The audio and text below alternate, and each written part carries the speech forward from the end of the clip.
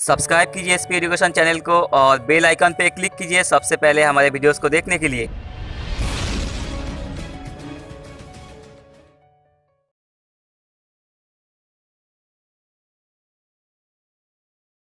Hello everyone, welcome to our channel SP education. This is Pravagya और अपनी आज की क्लास में हम लोग अपनी इकोनॉमिक्स की सीरीज को आगे कंटिन्यू करते हैं। अपनी प्रीवियस इकोनॉमी की क्लासेस में हम लोग क्या क्या देख चुके हैं। हम लोगों ने माइक्रो इकोनॉमिक्स से रिलेटेड बहुत सारे कंसेप्ट से डील करा था। माइक्रो मैक्रो के बारे में आप लोगों से हमने इंट्रोडक्शन वाली क्लास में ही डिस्कस करा था ना। माइक्रो में हम इंडिविजुअल यूनिट्स के बारे में डिस्कशन करते हैं, राइट। माइक्रो में इंडिविजुअल यूनिट के बारे में हम लोग डिस्कशन करते हैं तो एक कंज्यूमर कितनी डिमांड करेगा, एक प्रोड्यूसर कितनी सप्लाई करेगा, एक पर्टिकुलर इंडिविजुअल की कितनी इनकम होगी, ये सारे कंसेप्ट हम लोग माइक्रो इकोनॉमिक्स में देख चुके हैं। ठीक है, तो हमने वहां पे डिमांड सप्लाई के कंसेप्ट को देख लेते हैं। एक बार टॉपिक क्या क्या रिकॉल करें हैं। इंट्रोडक्शन करा है, डिमांड एंड सप्लाई के टॉपिक को डिटेल में करा है, यूटिलिटी के कंसेप्ट को हमने देखा है वहां पे। उसके बाद हमने प्राइस इलास्टिसिटी ऑफ डिमांड के बारे में बात की है। क्लियर। हर क्लास में इस तरीके से एक लिस्ट हम बना लेंगे कि हम कितना सिलेबस कर चुके हैं, सो दैट मन को भी तसल्ली मिलती रहे, यस हमने इतना पढ़ लिया। ठीक है, तो प्राइस इलास्टिसिटी ऑफ डिमांड के बारे में हमने देखा है। उसके अलावा हमने वहां पे फॉर्म्स ऑफ मार्केट के बारे में डिस्कशन की थी। तो ये सारी चीजें आपको अच्छे से क्लियर होंगी, इनमें कोई भी डाउट नहीं होगा, क्योंकि हम अब स्किप कर रहे हैं किसकी तरफ, हम आगे चल रहे हैं मैक्रो इकोनॉमिक्स की तरफ। मैक्रो मतलब क्या होता है, जब भी हम एज अ होल स्टडी करते हैं, राइट। जब भी हम एज अ होल स्टडी करते हैं और पूरे नेशन के फैक्टर्स को, नेशन की चीजों को कंसिडरेशन में लेके बात करते हैं, तो वो कंसेप्ट कहलाते हैं मैक्रो इकोनॉमिक्स कंसेप्ट। जैसे कि पूरे ऑल ओवर डिमांड की बात की जाए तो उसे हम कहते हैं एग्रीगेट डिमांड। क्या कहते हैं? Aggregate demand. ठीक है, ऑल ओवर सप्लाई की बात की जाए तो उसे हम कहते हैं एग्रीगेट सप्लाई। Aggregate supply. पूरे नेशन के इनकम की बात की जाए तो नेशनल इनकम, जो एक इंपॉर्टेंट चैप्टर है जिसे हम लोग आगे पढ़ेंगे। क्लियर। वहीं बात की जाए तो बहुत से और फैक्टर्स होते हैं।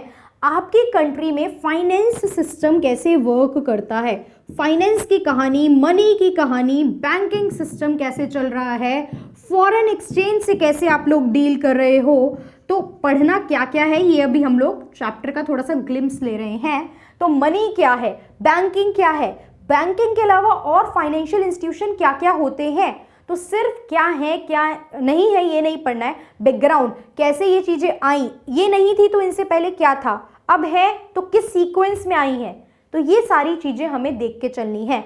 फॉरेन एक्सचेंज क्या है, फॉरेन एक्सचेंज क्या कैसे इंपैक्ट करता है इकोनॉमी पे, बैलेंस ऑफ पेमेंट क्या होता है, ये कहानी हमें देखनी है। इसके अलावा आपकी इतनी बड़ी इकोनॉमी है तो आपकी इकोनॉमी में क्या कोई प्रॉब्लम नहीं है? बिल्कुल है, हमारी इकोनॉमी में प्रॉब्लम भी होती है। हमारी इकोनॉमी में सबसे बड़ी प्रॉब्लम पॉवर्टी है, अनएम्प्लॉयमेंट है, ये सारी चीजें। तो क्या प्रॉब्लम है, what government is doing for that particular thing, ये सारी चीजें हमें पढ़नी है। उसके अलावा एक छोटा सा कंसेप्ट और जो है कि सेक्टर्स ऑफ इकोनॉमी। देखो छोटा नहीं देखेंगे तो इसको एक एक सेक्टर्स को अगर ओपन करके पढ़ेंगे तो बहुत ब्रॉडन अप हो जाएंगे। तो जितनी आपकी एग्जाम कौन सा लेवल आप टारगेट कर रहे हो उसके हिसाब से आप इसको कंसीडर करो। ठीक है, और नॉलेज के लिए तो जितना पढ़ लो सब कम है। तो 3 सेक्टर होते हैं, primary, secondary and tertiary. Agriculture, industries की बात होती है एंड देन सर्विसेज की बात होती है। तो ये सारी कहानी अभी हम लोग आगे की क्लासेस में धीरे धीरे करके स्टेप बाय स्टेप डिस्कस करेंगे। तो अब क्वेश्चन आता है, ये तो कंफ्यूजन हो गई कि आज की क्लास में क्या पढ़ने वाले हैं, ये पढ़ चुके हैं, ये सब कुछ पढ़ना है, तो आज की क्लास किस चीज के बारे में है? तो आज की क्लास में जो टॉपिक हम टारगेट कर रहे हैं वो है मनी। ठीक है, हम जो पढ़ना स्टार्ट कर रहे हैं मनी, थोड़ी पैसे की बात करेंगे आज की क्लास में। ठीक है, पैसे के बिना कहानी चलनी नहीं है, तो थोड़ा पैसे की कहानी लेके आते हैं और इकोनॉमी को बूस्टअप करते हैं। ठीक है, हम बात कर रहे हैं किसकी, मनी की। क्लियर। तो मनी की जब मैं बात कर रही हूं तो मनी क्या है, व्हाट इज मनी, मनी क्या है? मनी के बारे में मैं एक चीज अभी बताऊंगी कि money is what money does. Money का मीनिंग अगर मैं बताऊं, मनी का ऐसा कोई प्रॉपर डेफिनेशन नहीं है, एक लाइन में मनी के लिए यूज करूंगी कि money is what money does. Money वो है जो काम मनी कर रही है। मनी से आप सामान खरीद पा रहे हो ना, तो यस, मनी एक मीडियम ऑफ एक्सचेंज है। मनी को आप चीजें खरीदने बेचने के लिए यूज करते हो, तो yes, money is a medium of exchange. तो मनी की अगर मीनिंग की बात की जाए तो मनी वो है जो मनी कर रही है। मुद्रा क्या है? मुद्रा वो है जो काम आप मुद्रा से कर रहे हो। तो जब मैंने लिखा मीडियम ऑफ एक्सचेंज तो क्या है? विनिमय का माध्यम है। एक्सचेंज मतलब विनिमय, एक विनिमय का माध्यम है। क्वेश्चन, क्या शुरू से इकोनॉमी में मनी चलती है? चलो पुरानी आपकी एंशियंट सभ्यता पे चलते हैं, थोड़ा एंशियंट टाइम पे आते हैं। हम थोड़ा हड़प्पा की बात करते हैं। किसकी? हड़प्पा की कहानी की बात करते हैं। हड़प्पा सिविलाइजेशन, बहुत पुरानी कहानी। क्या पैसे चलते थे? क्या पैसों से लेन देन होता था?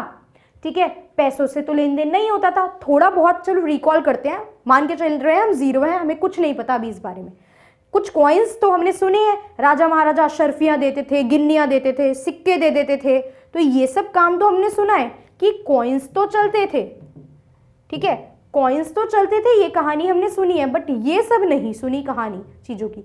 तो एक कहानी में चीज़ और ऐड करते हैं। ठीक है, एक सिस्टम था बार्टर सिस्टम ऑफ एक्सचेंज। किसकी बात करेंगे? बार्टर सिस्टम ऑफ एक्सचेंज की। मनी क्या कर रही है? मनी के फीचर्स वगैरह पे सब आएंगे, फंक्शंस पे। जब ये समझ लोगे तो अपने आप कवर हो जाएगा वो। बार्टर सिस्टम ऑफ एक्सचेंज, वस्तु विनिमय प्रणाली। वस्तु विनिमय प्रणाली, ठीक है, क्या है ये समझेंगे। वस्तु विनिमय प्रणाली में होता क्या है, मीनिंग लिखने से पहले सुन लो। जैसे कि आप आजकल के टाइम पे तो बहुत कम है, कुछ ही जगहों पे मैं कहती हूँ शायद होता होगा, अभी भी रूरल एरिया में ज़रूर होता होगा कहीं ना कहीं, चेक करेंगे तो। बट क्या होता है कि आपके पास सामान होता है कुछ ना कुछ। आपके पास गेहूं है, आप ट्रेड कर रहे हो, केटल्स हैं, कुछ ना कुछ सामान है, दूसरे पर्सन के पास भी सामान है, तो हम लोग सामान की फॉर्म में ट्रेड करते हैं। ठीक है, गांव में तो पहले हम लोग के टाइम पे क्या था, छोटे पे आपके पास क्या रखा है? गेहूं रखे हैं बहुत सारे, गेहूं लेके जाओ, आइसक्रीम वाला आया है। पहली बात तो बहुत रेयर होते थे गांव में, बट अगर आ भी गया है तो गेहूं उठाओ, कटोरी भर गेहूं दो और आइसक्रीम परचेज कर लो। बाहर से कुछ सामान लेने जाना है आपको, बिस्किट लेने जाने हैं, नमकीन, कुछ भी वटेवर छोटे पे चीज़ें लेने जाते हैं ना शॉप पे, तो क्या करो? गेहूं उठाओ, घर से सामान लो और उसको जाके शॉपकीपर को आपको क्या देने हैं? गेहूं देने हैं और उससे सामान ले लेना है। तो पैसे तो नहीं गए ना हाथ से, पैसे तो नहीं गए थे, सामान गया था और उसने भी मुझे क्या दिया है उसके बदले में? इन रिटर्न सामान दिया है कुछ ना कुछ।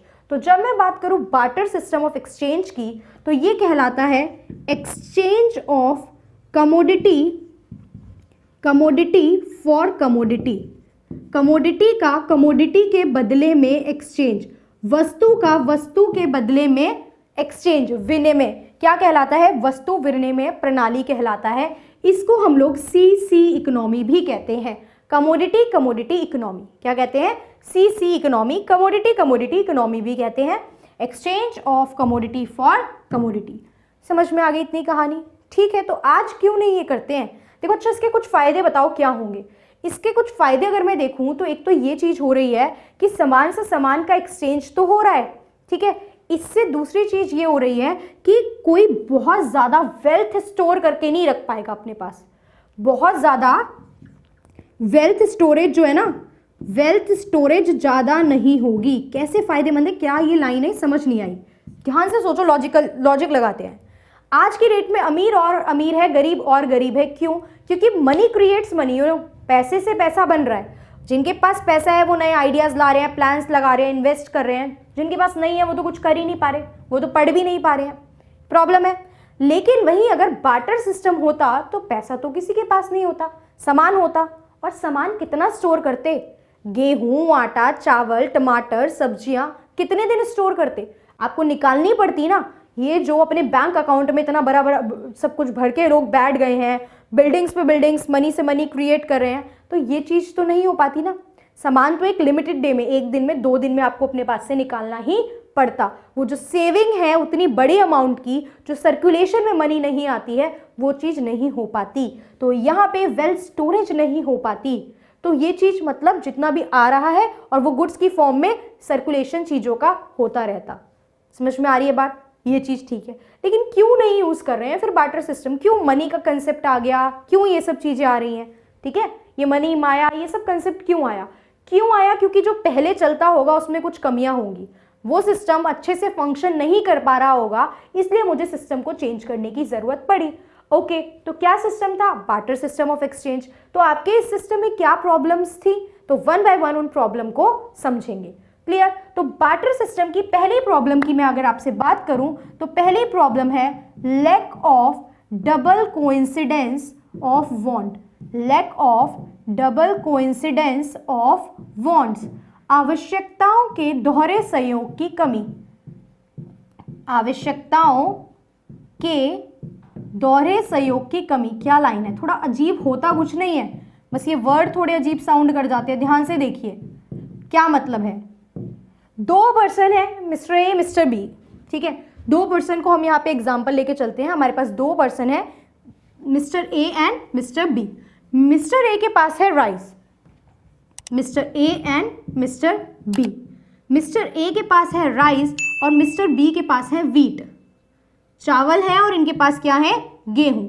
अब ये कह रहे हैं कि मुझे दे दो गेहूं। मिस्टर ए कह रहे हैं मुझे गेहूं चाहिए, आप मुझसे एक काम करो, चावल ले लो और मुझे गेहूं दे दो। अब मिस्टर बी कह रहे हैं मेरे पास तो ऑलरेडी चावल भी रखे हैं, मेरे पास तो चावल भी रखे हैं, तो मैं आपसे चावल क्यों लूं? अब मिस्टर ए आ गए कंफ्यूजन में, भाई मैं क्या करूं, व्हाट टू डू नाउ, कहां से लूं, सामान खरीदूं। ये बेचारे हो गए थोड़े से उदास, ठीक है, ये हो गए थोड़े से उदास कि अब क्या है, मेरे पास चावल है लेकिन मेरे को कोई पर्सन नहीं मिल रहा जो मुझसे चावल लेके मुझे बदले में गेहूं दे दे, क्योंकि ऑलरेडी सब लोग चावल लेके बैठे हैं। तो प्रॉब्लम क्या आती है? सेम टाइम पे ऐसा पर्सन मिल पाना जिसकी ज़रूरतें, डिमांड, नीड, वांट आपसे मैच कर जाए, ठीक है। आपको जिस चीज़ की ज़रूरत है, ठीक है, और सामने वाले को भी आप जो ऑफर कर रहे हो उस चीज़ की ज़रूरत है, ऐसा हो पाना एक टाइम पे मुश्किल हो जाता है। तो यहाँ पे हो जाती है lack of double coincidence of want, दोहरे संयोग की कमी, ये प्रॉब्लम रहती है। दूसरी मेजर प्रॉब्लम क्या रहती है? Lack of storage. क्या रहती है दूसरी major problem? Lack of storage, संचय की कमी। संचय, अब सामान इकट्ठा करना, आप प्रॉपर गेहूं, चावल, सब्जियां, केटल्स, ये सब इकट्ठा करके रखोगे तो जगह चाहिए ना, जगह चाहिए प्लस कॉस्ट भी चाहिए। वो जगह और कॉस्ट थोड़ा सा फिर क्या हो जाता है? प्रॉब्लम क्रिएट करता है। वहीं अगर मनी की बात करें, इन्हीं सब प्रॉब्लम को ओवरकम करने के लिए क्या आई है? मनी आई है। तो ये सब दिक्कतें ही मनी की क्या बन जाएंगी? फंक्शन बन जाएंगी। अभी मनी के फंक्शंस भी लिख लेंगे कंपेयर करके। तो लैक ऑफ स्टोरेज, वहीं आप देखते हो मनी को तो इजीली आप कैरी कर सकते हो पॉकेट में, वॉलेट में, और आज की डेट में तो आप अपने साथ फोन में भी कर पा रहे हैं हम। डिजिटल इकोनॉमी, डिजिटल ट्रांजेक्शंस, तो वो चीज़ तो बहुत आसान हो गई है। तो लैक ऑफ स्टोरेज की प्रॉब्लम रहती थी इस वाले सिस्टम में। और क्या प्रॉब्लम रहती थी? तीसरी प्रॉब्लम रहती थी lack of common measure. Lack of common measure. Common measure क्या होता है? लैक ऑफ कॉमन मेजर में, लैक ऑफ कॉमन मेजर में होता है कितने के बदले कितना। आपको मैं कितने चावल के बदले में कितने गेहूं दे दूं? क्या 1 केजी चावल और 1 केजी गेहूं की वैल्यू सेम ही है? क्या आपने मुझे 1 किलो चावल आप मुझसे ले रहे हो और मैं आपको गेहूं दूंगी, तो क्या 1 किलो के बदले 1 किलो का ही एक्सचेंज होना चाहिए? या फिर आपके पास चावल है और मेरे पास कैटल्स हैं, तो कितने के बदले कितना एक्सचेंज किया जाए, ये कोई मेजरमेंट ही नहीं था।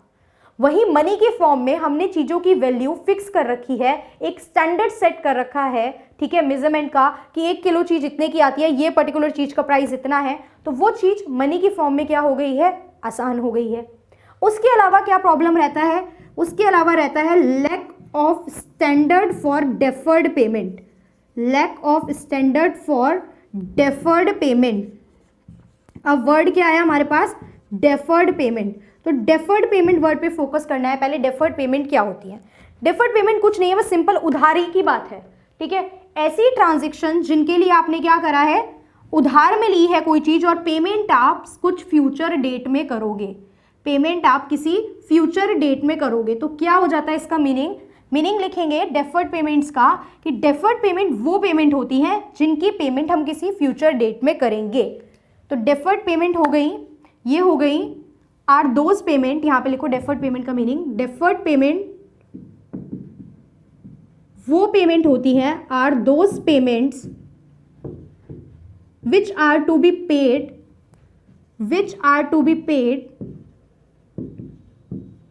ऑन सम फ्यूचर डेट, किसी फ्यूचर डेट पे मैं आपको वो चीज पे करूंगी। तो अब बात करते हैं बार्टर सिस्टम में।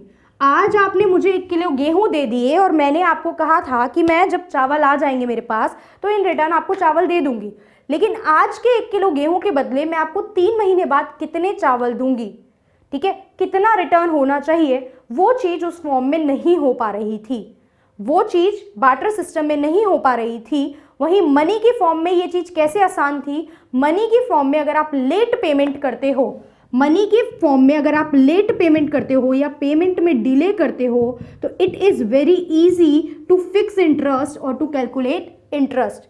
आप 1 महीने, 2 महीने, 3 महीने, पूरे साल लेट पेमेंट करो, मुझे पूरे साल का इंटरेस्ट दे दो, मुझे कोई प्रॉब्लम नहीं है, ठीक है। इंटरेस्ट कैलकुलेट करना वहां पे आसान है। तो ये थी lack of standard for deferred payment की प्रॉब्लम। इसके अलावा और क्या प्रॉब्लम है? इसके अलावा जो प्रॉब्लम आती है वो आती है लैक ऑफ डिविजिबिलिटी, ठीक है। बहुत फनी सी बात है इसमें, थोड़ा सा लैक ऑफ डिविजिबिलिटी। मेरे पास कैटल्स हैं, आपने मुझे 5 किलो चावल दिए, अब मैं 5 किलो चावल के बदले में अपनी पूरी कैटल तो आपको नहीं दे दूंगी ना, गाय, भैंस, भेड़, बकरियां, पूरी सिर्फ 5 किलो चावल के बदले में मैं आपको पूरी वो एक गाय या एक भेड़ या एक बकरी नहीं दे दूंगी ना। हम ये कह सकते हैं इस चीज में कि आप हाफ पार्ट ले लो, ठीक है, 1 पैर ले लो, 2 पैर ले लो, ऐसी कहानी भी नहीं चल सकती। तो यहाँ पे बार्टर सिस्टम में डिविजिबिलिटी की प्रॉब्लम आती थी कुछ गुड्स के केस में कि हम इसको डिवाइड करके कैसे इनके साथ डील करेंगे। क्लियर? तो ये डिविजिबिलिटी की प्रॉब्लम मनी की फॉर्म में क्या हो गई, मनी ने इस चीज को ओवरकम कर दिया। यहां तक की बात हमें समझ में आई। ये क्या थी? सारी बार्टर सिस्टम की प्रॉब्लम थी, ठीक है। बार्टर सिस्टम की प्रॉब्लम्स को मनी ने कैसे दूर करा, तो हम इसी के साथ साथ मनी के फीचर्स लिखते हैं, मनी के फीचर्स ऑफ फंक्शन हम बोलेंगे, ठीक है। तो पहला मनी का जो फंक्शन बनता है, पहली प्रॉब्लम क्या है, प्रॉब्लम से एसोसिएट करके देखेंगे हम डायरेक्ट। पहली प्रॉब्लम है lack of double coincidence of want, जिसे हमने समझा। तो इसके बदले हुआ क्या? इसके बदले हुआ कि मनी जो है वो मीडियम ऑफ एक्सचेंज की तरह वर्क करती है, ठीक है। आपको मुझसे जो सामान लेना है लो, ठीक है, रिटर्न में मुझे पैसे दो, मुझे जो भी जरूरत होगी मैं उस पैसे से वो सामान खरीद लूंगी, कोई सामान का प्रॉब्लम ही नहीं बचा। तो money serve as a medium of exchange. Money को स्टोर करना बहुत आसान है, आज की डेट में तो बिल्कुल आसान है, ठीक है। डिजिटल इकोनॉमी, डिजिटल ट्रांजेक्शन वो हो गया। कॉमन मेजर मैंने आपको बताया स्टैंडर्ड सेट करती है, क्योंकि मनी की फॉर्म में हमने क्या कर दिए हैं, हमने स्टैंडर्ड फिक्स कर दिए हैं कि इतनी चीज का इतना प्राइस, इतना किलो इतने का, तो आप अपने अकॉर्डिंग उसको परचेज कर सकते हो। उसके अलावा डेफर्ड पेमेंट में मैंने आपको बताया, डेफर्ड पेमेंट में भी मनी ने प्रॉब्लम रिजॉल्व कर दी है। क्यों? क्योंकि मनी में हम इंटरेस्ट कैलकुलेट कर सकते हैं इजीली डिले होने का पेमेंट में। वहीं यहाँ पे डिविजिबिलिटी का भी कोई प्रॉब्लम नहीं आता है। 1 किलो की बात हुई है तो ½ kg की पेमेंट आप मनी की फॉर्म में आधा करके इजीली दे सकते हो। यहाँ तक की कहानी हमें समझ में आई। बार्टर सिस्टम क्या था? ये सिस्टम चलता था, ठीक है। रूरल एरिया में आज भी अगर हम देखें तो हो सकता है किसी रूरल एरिया में ये कंसेप्ट पे आज लोग आज भी वर्क कर रहे हों। ऑल्दो ये लीगल एक्सेप्टेड मनी नहीं है, ये लीगल एक्सेप्टेड मेजर नहीं है, मीडियम ऑफ एक्सचेंज था, एक सिस्टम था एक्सचेंज करने का, ठीक है। बट गवर्नमेंट इसको लीगली एक्सेप्ट नहीं करती है। आप नॉर्मल यहाँ शॉप पे चले जाओ और कह दो मुझसे ये सामान ले लो, ये मार्कर ले लो और मुझे बदले में 2 पेन दे दो, तो शॉपकीपर मना करेगा, डिनाई करेगा, बिकॉज ये लीगली एक्सेप्टेड मेजर नहीं है। बट वहीं अगर मैं मनी लेके जाऊंगी और बोलूंगी मुझे पेन दे दो, तो वो डिनाई नहीं कर सकता। समझ में आई बात? अब यही थोड़ा सा और 2 टर्म्स की बात करेंगे। बाकी मनी कितने टाइप्स की होती है, कैसे कैसे over the period of time money evolve हुई है, ये सारी बात हम लोग करेंगे, ठीक है। तो यहाँ पे हमें देखना है 2 फॉर्म। 2 फॉर्म में आज सिर्फ हम क्या देख रहे हैं, एक हम देख रहे हैं full bodied money, full bodied money, और एक हम देख रहे हैं पेपर मनी की बात करते हैं, पेपर मनी और token money you can say. तो फुल बॉडीड मनी क्या होती है? Full bodied money is nothing. Full bodied money में ये होता है कि जितनी आपकी जिस कमोडिटी से वो चीज बनी है, कमोडिटी वैल्यू है, उतनी ही उस मनी की वैल्यू है। जितनी कमोडिटी की वैल्यू है उतनी ही उस मनी की वैल्यू है। जैसे कि हमारे पास होता है gold coin, clear, gold coin, तो जितनी उस गोल्ड की वैल्यू है उसी फॉर्म में हम उस कॉइन की वैल्यू को कैलकुलेट करते हैं। तो ये कंसेप्ट क्या कहलाता है? Full bodied money. पूछ सकता है ना कंसेप्ट इस तरीके से कि किस कंसेप्ट में मनी की वैल्यू और आपकी कमोडिटी की वैल्यू मैच करती है, तो किस फॉर्म ऑफ मनी में? फुल बॉडीड मनी में। वही हम बात करते हैं पेपर मनी और टोकन मनी। पेपर मनी और टोकन मनी में क्या होता है, ये जो कमोडिटी की वैल्यू होती है ना, जो भी आपकी कमोडिटी है, कमोडिटी की वैल्यू बहुत लेस होती है, very less than the money value, very less than the money value. ले लो अपना 2000 का नोट, क्या ये जो कागज़ का नोट बनाए, इसे बनाने में जो कॉस्ट लगी होगी या जो इसकी वैल्यू है, क्या ये 2000 रुपये है?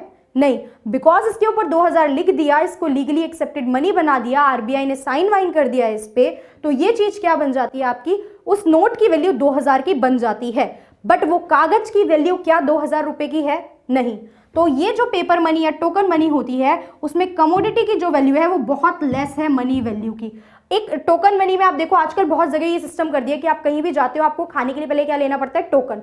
ठीक है, उस टोकन पे उन्होंने लिखा है 50 रुपीज़, आप जाइए इस टोकन को, आपने मुझे कैश दे दिया, आप टोकन लेके कुछ भी परचेज करने जाइए। तो क्या ये जो प्लास्टिक का टोकन है, इसकी वैल्यू 50 रुपीज़ है?